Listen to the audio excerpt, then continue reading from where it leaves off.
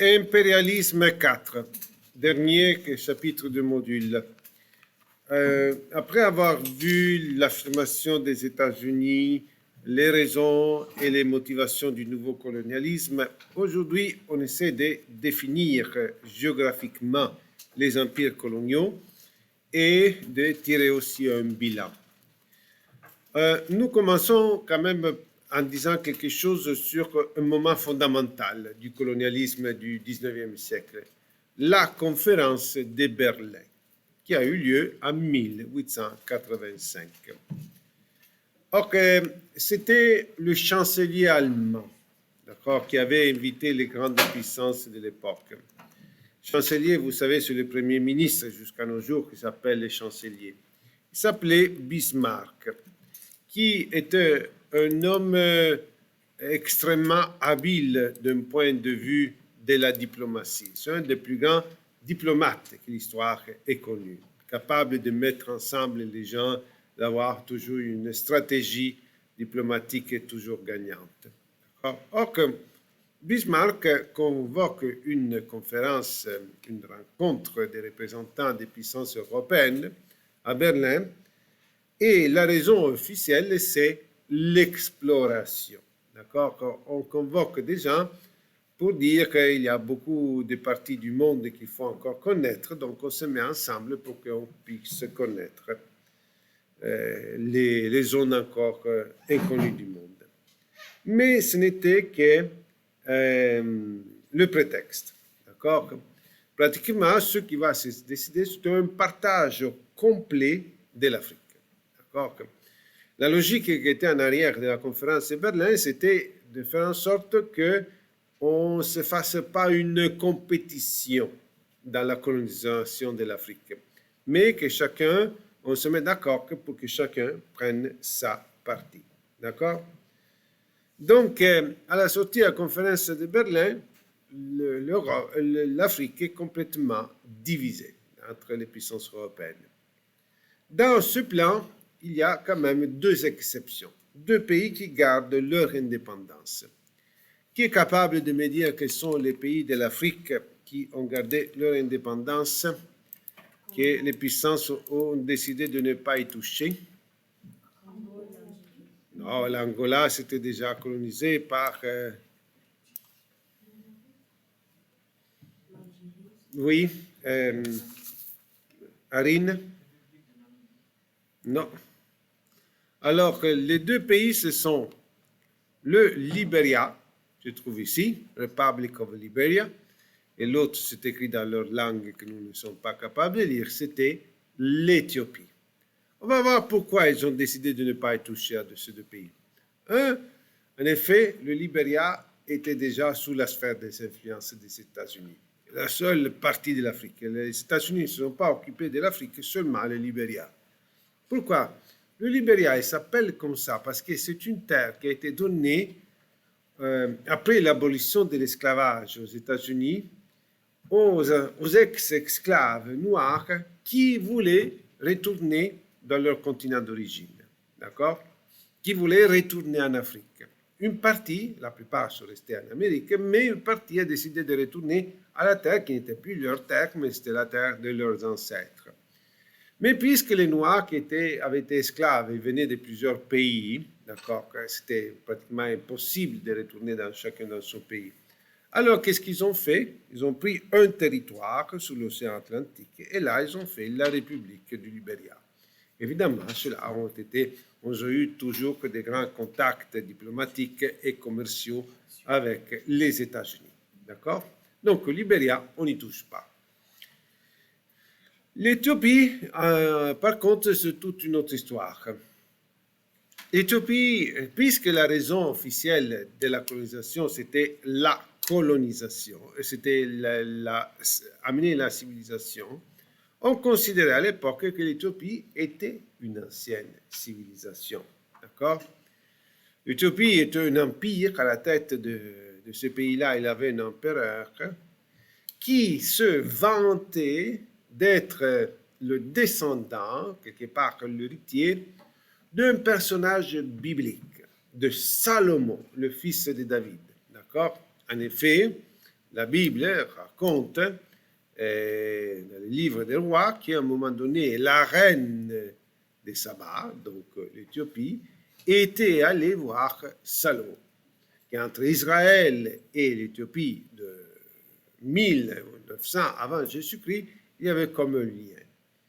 Et puis, ça c'est pas la Bible, c'est pas le texte de la Bible qui le dit, mais en Éthiopie, il y avait eu une tradition qui disait que Salomon et la reine de Saba avaient conçu un enfant. Il était devenu roi d'Éthiopie et d'une génération à l'autre, ils étaient arrivés jusqu'au 19e siècle avec l'empereur d'Éthiopie. Donc, l'Éthiopie, on n'y touche pas. Il y a une ancienne civilisation, il y a un empereur qui est descendant de Salomon, on n'y touche pas. Question là-dessus, c'était le premier mot-clé. Deuxième mot-clé, la Grande-Bretagne. Alors que c'était la plus grande, c'était le plus grand de tous les empires coloniaux. Non? La dernière fois, nous l'avons dit. Comment s'appelle cette époque de la suprématie britannique? L'époque victorienne. D'accord. Ok, ce qui a caractérisé la colonisation britannique, c'est l'utilisation des ressources. Et d'un côté. Et de l'autre côté, le respect des pratiques locales. Or, les Britanniques, vous savez, étaient la plus grande puissance industrielle, et c'est là que l'industrialisation a commencé en 1750. Au XIXe siècle, l'Angleterre n'est pas seulement une puissance coloniale, est aussi une puissance industrielle. Donc, ils ont besoin des matières premières, des étains, du cuivre, du charbon, du coton, du caoutchouc, d'accord? Ils ont besoin aussi de marché. Mais en même temps, les Britanniques respectent aussi les populations locales, n'imposent pas beaucoup de normes à leurs assujettis. Une autre chose qui caractérise la colonisation britannique, c'est une rigoureuse séparation de la population locale. Le contraire des Espagnols et des Portugais. Les Espagnols et les Portugais, ils ont fait un très grand métissage. Les Français aussi au Canada, ils ont fait un grand métissage. Les Britanniques, non, jamais. Toujours séparés. Nous, c'est les Britanniques, nous sommes les Blancs, vous êtes les indigènes, d'accord? Nous venons ici avec nos familles et on ne se mescle pas.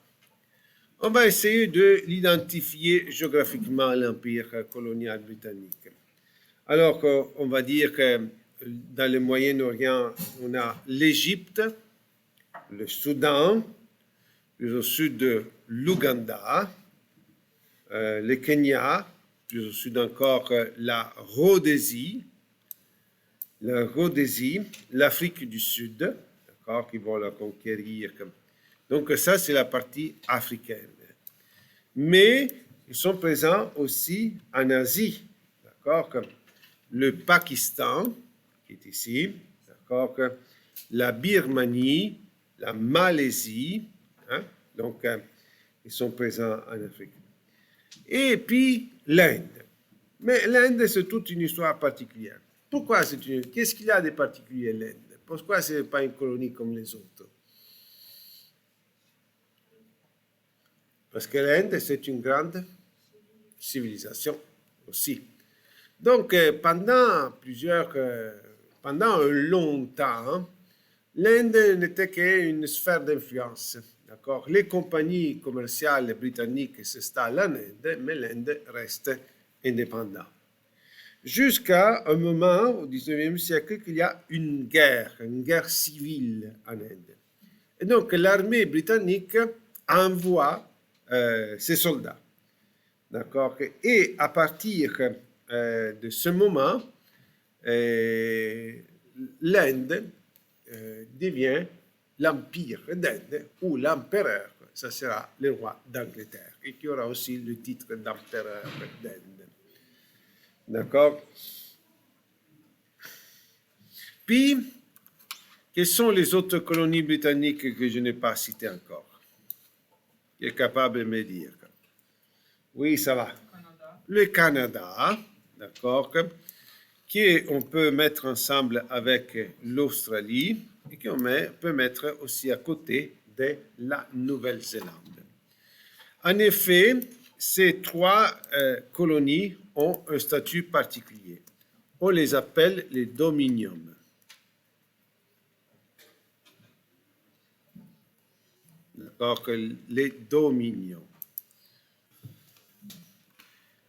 Ça veut dire que ces colonies-là n'ont pas besoin de beaucoup d'administration dans leur intérieur. Les affaires intérieures sont assez autonomes. Pourquoi? Parce que ce sont des colonies qu'on considère déjà civilisées. On ne doit pas amener, comme en Afrique, la civilisation. D'accord? Ce sont déjà les colons qui vivent au Canada, en Nouvelle-Zélande, en Australie, ce sont les descendants des Européens. Donc, ils ont déjà la civilisation. Et donc, ils ont beaucoup d'autonomie intérieure. Comme vous savez, le Canada, est-ce que le Canada a une journée de l'indépendance? Il y a une fête de l'indépendance du Canada? Non, aux États-Unis, oui, non, clairement. C'est une grande fête le 4 juillet, non? Mais pas le Canada. Pourquoi? Nathalie? Elle est toujours la reine du Canada, mais à part que ce lien, il n'y en a plus d'autres liens. Elle n'est pas notre reine dans le sens que les reines d'Angleterre, et donc nous sommes une colonie d'Angleterre. Non, non, elle est reine du Canada. Moi, je me souviens très bien, quand je suis devenu citoyen, j'ai déclaré mon allégeance à Élisabeth II, reine du Canada. D'accord? Mais, alors que nous ne sommes pas une colonie aujourd'hui, personne ne peut définir le Canada une colonie, même s'il y a un gouverneur, etc. D'accord? Mais ça a été une progressive prise d'autonomie. Comprenez-vous? Il y a eu plusieurs accords. Un, c'était la Confédération, que nous célébrons avec un jour de fête, le 1er juillet. 4 colonies britanniques d'Amérique du Nord se sont confédérées dans le Canada, les 4 premières provinces. Et puis, ils ont eu de plus en plus d'autonomie intérieure. Puis, entre la Première et la Deuxième Guerre mondiale, le Canada a eu toute l'autonomie aussi sur les affaires étrangères. C'est là qu'il y a eu un passeport canadien, une armée canadienne, une citoyenneté canadienne aussi. D'accord? Question? Oui. Vous avez dit Canada indépendant. Canada, les dominions sont le Canada, l'Australie et la Nouvelle-Zélande. La France, on va dire quelque chose sur la façon que la France a colonisé. Alors, on va dire que la France, ça a été le pays qui a cru le plus dans une mission civilisatrice. D'accord? L'objectif des Français, c'était vraiment de transformer les indigènes en citoyens, et à travers l'éducation et à travers la culture. La France, d'un point de vue économique, c'est un pays qui a investi plus de ce qu'il a obtenu de la civilisation pour cette mission qu'elle reconnaissait. C'était le pays qui avait fait la révolution et qui était fier de cette révolution, donc qui devait exporter certaines valeurs.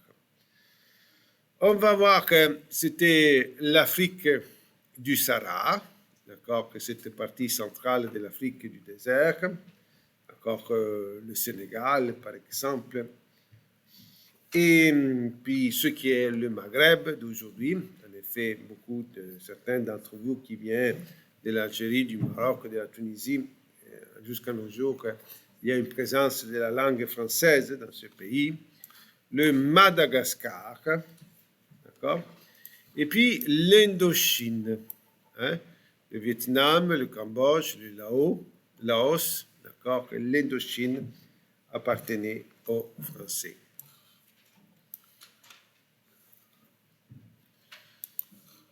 L'Allemagne, oui. L'Indochine, on va la voir dans la carte, c'est cette péninsule ici qu'on retrouve au sud de la Chine. D'accord? On l'appelle l'Indochine. Vietnam, Laos et Cambodge. Oui. On a dit que la France était le pays qui avait pris le la citation. Oui. Alors, on va dire quelque chose sur l'Allemagne. La colonisation allemande a duré moins de temps. Hein. L'Allemagne a perdu toutes ses colonies avec la Première Guerre mondiale. Donc, son influence était mineure. Aujourd'hui, il n'y a pas de pays qui parle l'allemand à cause de la colonisation. Mais l'Allemagne, on peut dire qu'ils ont pris la Namibie, la Tanzanie, voici Namibie, la Tanzanie, puis ils sont passés aux Britanniques, le Togo, petit État ici, côté de la côte d'Ivoire, pas loin de la côte d'Ivoire, le Togo, le Cameroun. Cameroun, c'est ici. D'accord? Voici le Cameroun. Le Cameroun s'était partagé après la guerre entre les Français et les Britanniques qui ont laissé une marque plus profonde que les Allemands. Puis on a la Belgique et les Pays-Bas. Aux autres aussi. La Belgique n'avait qu'une seule colonie, mais énorme, gigantesque, très grand, le plus grand territoire en Afrique, le Congo. Et par contre, la Hollande a l'Indonésie. Cet ensemble, cette partie de cet archipel qui se trouve entre la Chine et l'Australie. Or, selon certains, ce qui a caractérisé la colonisation de la Belgique et des Pays-Bas, c'est une exploitation sans merci des ressources et de la population.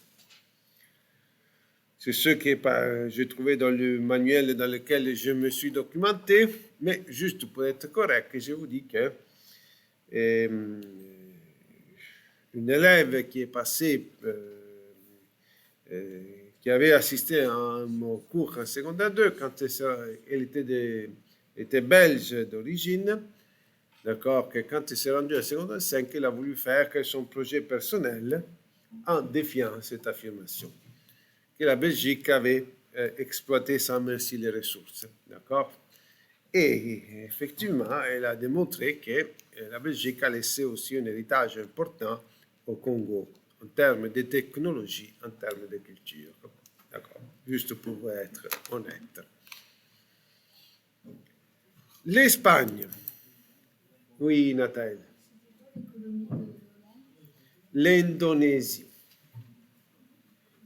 L'archipel de l'Indonésie en Asie. L'Espagne.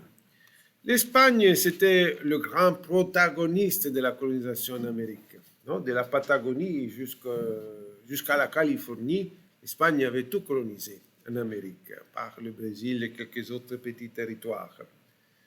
Maintenant, il joue un rôle très secondaire. D'accord? Comme dernière colonie qui lui reste, l'Espagne va les perdre en 1898, les Philippines, Cuba, d'accord, dans cette guerre contre les États-Unis, quand les États-Unis soutiennent les indépendantistes. À ce moment, l'Espagne, au XIXe siècle, possède seulement 2 pays. Un, c'est le Maroc. Comment s'appelle une ville célèbre au Maroc qui porte un nom espagnol? Qui a, oui, Casablanca, d'accord. Et l'autre, on va retrouver ici, c'est la Guinée équatoriale. Guinée équatoriale a gardé l'espagnol comme langue, d'accord. Si vous avez fait un peu de géographie de l'espagnol, hein, vous savez que le seul pays africain qui parle cette langue que vous étudiez, c'est la Guinée équatoriale. Et voyez-vous, ici, c'est écrit en espagnol. República de Guinea équatoriale. Le Portugal. On va dire quelque chose sur le Portugal. Alors, Portugal était probablement le pays, la puissance coloniale la moins raciste. D'accord? Au moins, c'est celle qui a fait le plus de métissage. D'accord? Si les Britanniques se séparaient de la population locale, les Portugais, dès qu'ils arrivaient dans un pays, la première chose qu'ils faisaient, c'était de chercher une femme, et d'engendrer des enfants. Donc, grand métissage. Et quelles sont les deux colonies les plus importantes du Portugal en Afrique dont on a déjà parlé? Oui. L'Angola et Mozambique, d'accord, où les contacts, c'était les premiers, d'accord, les premiers commerces, dès que Vasco de Gama a établi la voie maritime vers l'Inde, ces territoires-là sont d'abord un pied-à-terre pour le long voyage des bateaux qui vont en Inde, et puis les Portugais s'installent de plus en plus, ça devient les premières colonies d'un pays européen. Et ils seront aussi les dernières colonies à devenir indépendantes. J'avais plus ou moins votre âge, j'étudiais géographie dans mon cours, d'accord, dans mon secondaire, j'étais en Italie, et dans le manuel, dans les pays européens, on disait le Portugal possède deux colonies, l'Angola et le Mozambique. C'était en 1975, je me souviens. Et notre prof nous a dit, bon, ça c'est ce qui est écrit dans le livre, mais l'actualité nous dit que l'Angola et le Mozambique sont devenus indépendants. Et il n'y a pas eu une grande guerre, c'était une indépendance négociée d'une façon pacifique. Un autre territoire administré par les Portugais, encore aujourd'hui très relié, ce sont les îles du Cap-Vert qu'on retrouve ici, d'accord, que jusqu'avant la découverte de l'Amérique, c'était l'avant-poste vers l'Occident. La partie la plus occidentale, la plus à l'ouest qu'on connaissait, les îles du Cap-Vert. Là aussi, il y a un grand métissage et moi, je me suis toujours demandé si les habitants des îles du Cap-Vert sont noirs ou ils sont blancs, ou ils sont un peu des deux. Et finalement, j'ai découvert qu'ils sont verts, car ce sont les îles du Cap-Vert. Évidemment, cette dernière information n'est pas à prendre en note. Question. Sacha.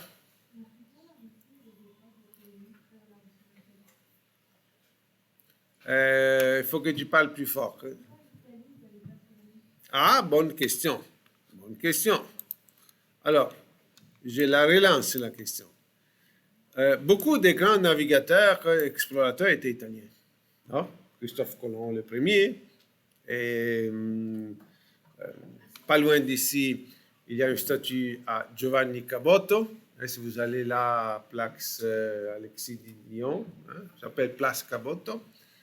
Et ce sont des Italiens qui lui ont fait, dans les années 30, ils ont fait la statue. D'accord? Qui est capable de me nommer d'autres navigateurs explorateurs italiens? Celui-là qui a donné le nom à l'Amérique? Giovanni da Verrazzano et Amerigo Vespucci. Donc les Italiens étaient des grands navigateurs. D'accord? Pourquoi il y avait des grands navigateurs parmi les Italiens? Parce que les Italiens faisaient énormément de trafic à l'intérieur de la Méditerranée, mais n'ont pas colonisé. D'accord? Aujourd'hui, ni en Afrique, ni en Amérique, il n'y a pas de pays qui parlent l'italien. Hein? Le seul endroit où on parle italien, c'est l'Italie, petite république à l'intérieur de l'Italie, République de San Marino, un canton de la Suisse, et officiellement, c'est pas officiellement, mais c'est aussi la langue de ce micro-État que c'est le Vatican, et c'est la langue des religieux qui se retrouvent là, qui viennent un peu partout dans le monde. Mais pourquoi l'Italie n'a pas eu de colonies? En fait, l'Italie a eu des colonies, mais pas assez longtemps pour laisser un long héritage. Pourquoi? Regardez la position géographique. Quelles sont les grandes puissances coloniales? France, Espagne, Portugal, les îles britanniques. Oui.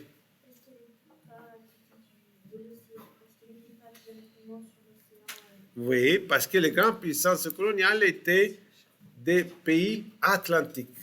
Par contre, l'Italie jouait un rôle important dans la Méditerranée. Avant la découverte de l'Amérique, l'Italie était le centre du monde occidental de l'époque. Parce que c'était toujours à bord Rome, d'accord, plus tard avec l'islam, la partie sud et nord de la Méditerranée s'est séparée. La partie sud, ça devient le monde musulman, la civilisation musulmane. La partie nord, ça devient la civilisation chrétienne. Des guerres entre les deux, mais aussi beaucoup de contacts, beaucoup d'échanges commerciaux et des idées. Et l'Italie se retrouve toujours au centre. Mais dès qu'on découvre l'Amérique, l'Italie tombe en deuxième plan. Et puis il y a une autre raison. Parce qu'aujourd'hui, si vous regardez la carte, l'Italie, c'est ce territoire-là. Mais au XVe, XVIe, XVIIe siècle, l'Italie était divisée dans beaucoup de petits États. Et aucun de ceux-là avait la capacité d'investir pour aller pour une aventure coloniale. D'accord, il y avait le royaume de Naples au sud, il y avait les États pontificaux, les grands duchés de Toscane, d'accord, d'autres duchés. Il n'y avait pas un pays italien. Les gens se sentaient italiens, mais il n'y avait pas une unité politique. Voilà pourquoi l'Italie n'a pas fait. Seulement, avec Mussolini, dans les années 30, en 1936, l'Italie va faire des conquêtes. Ici, qu'est-ce qui lui restait? L'Éthiopie. Personne n'y avait touché, l'Abyssine, d'accord, la Somalie et l'Éthiopie. Va être occupée par les Italiens de Mussolini en 1936. Et c'est comme ça que l'Italie va se faire ennemis les autres, surtout les Britanniques et les Français. Donc, ils ont perdu les colonies en 1941, donc 5 ans, ce n'était pas assez pour laisser une trace importante.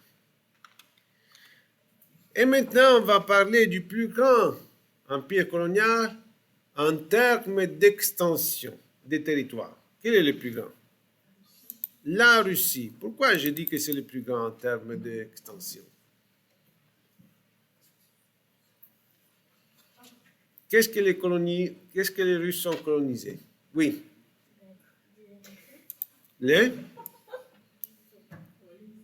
Non, avant l'Union soviétique. Ils ont colonisé la Sibérie, toute la partie nord de ce continent immense que c'est l'Asie. D'accord? OK? Alors, et il ne se prend... Vous savez, jusqu'à nos jours, que le pays qui a le plus grand territoire au monde, c'est la Russie. Deuxième, c'est le Canada. La Russie, c'est 13 millions de kilomètres carrés. Le Canada, c'est presque 10 millions, un peu moins que 10 millions de kilomètres carrés. D'accord? Mais seulement la Russie continentale est cette partie-ci. D'accord? Mais seulement la Sibérie, que c'est cette région-là, d'accord, de la Russie, est plus grande que le Canada. D'accord? Donc, c'est un territoire immense, très peu peuplé, presque désert, mais extrêmement riche en ressources, en pétrole, bois, gaz, charbon, d'accord? Donc, énorme en termes de ressources. Et en effet, les Russes enverront leurs ouvriers, leurs condamnés, d'accord, leurs confinés pour travailler en Sibérie. Mais ils ne se sont pas arrêtés là. Ils sont allés plus loin. Où est-ce qu'ils peuvent aller? Oui. L'Alaska. L'Alaska, ça a été colonisé par les Russes au XIXe siècle. Mais c'était trop loin. La distance, c'était vraiment quelque chose. Les Russes, vous savez, jusqu'à nos jours, ont la plus longue ligne des chemins de fer qui existent, de Moscou jusqu'à Vladivostok, d'accord, qui est tout près ici du Japon, plus long. Mais l'Alaska était vraiment loin. Et en 1867, les Russes ont vendu l'Alaska aux États-Unis. Vraiment, ils se sont fait payer avec de l'argent. Question? 1867. Date facile à retenir pour nous parce que c'est la Confédération canadienne. Mais le Canada n'arrivait pas dans l'Ouest. La Colombie-Britannique, ce n'était pas le Canada. Le Canada, c'était l'Ontario, le Québec et deux autres provinces maritimes. Encore, tous ceux qui étaient à l'Ouest, c'était encore colonisé. Jonathan. Nathaël. Jusqu'à Vladivostok. il y a encore la ligne. Vladivostok. Vladivostok. Ok. Bilan. On va faire un petit bilan. D'accord? Ok. Quand on parle de cette colonisation, la question est toujours la même. Est-ce qu'il s'agit d'une œuvre de civilisation ou d'un acte de violence? D'accord? Est-ce qu'ils ont bien fait d'amener la technologie, les idées, la culture à ces pays-là, ou ils ont écrasé en effet leur propre culture, leur propre histoire, leur langue? Or, chacun peut donner sa propre réponse. Personnellement, je vais dire que c'était un peu de deux. Probablement, ça a été un peu de deux. D'un point de l'œuvre de la civilisation, nous savons que cette colonisation a aboli l'esclavage. Ce sont les Européens qui allaient chercher les esclaves pour les amener en Amérique, mais c'était le 16e, le 17e siècle. Au 19e siècle, désormais, on veut abolir l'esclavage. Mais ils ont obligé beaucoup de Noirs à un travail obligatoire. Une autre chose qui a créé beaucoup de dommages économiques à certains pays d'Afrique, c'était la monoculture, qui devait produire tous le même produit. Quand ce produit-là tombe en crise, tout le monde reste sans ressources, tout le monde perd son emploi, tous les pays perdent sa revenu. D'accord? Si on produit le coton et puis à un moment donné, le coton, ça se vend moins bien, c'est la crise noire pour tout le monde. L'Europe a amené, bien sûr, un progrès technologique et scientifique. Un exemple, c'est l'élimination de certaines pratiques plus barbares, plus cruelles, comme celle des satis en Inde. D'accord? Les satis. Donc, les satis, c'était les veuves indiennes qui devaient suivre leur mari dans l'au-delà. D'accord? Et pour faire cela, on les brûlait vivants. Or que normalement, les Britanniques n'interféraient pas avec les traditions, avec les coutumes locales, mais cela, ils n'arrivaient pas à l'accepter. Ils l'ont interdite. C'est sûr que la présence coloniale a amélioré la condition de la santé.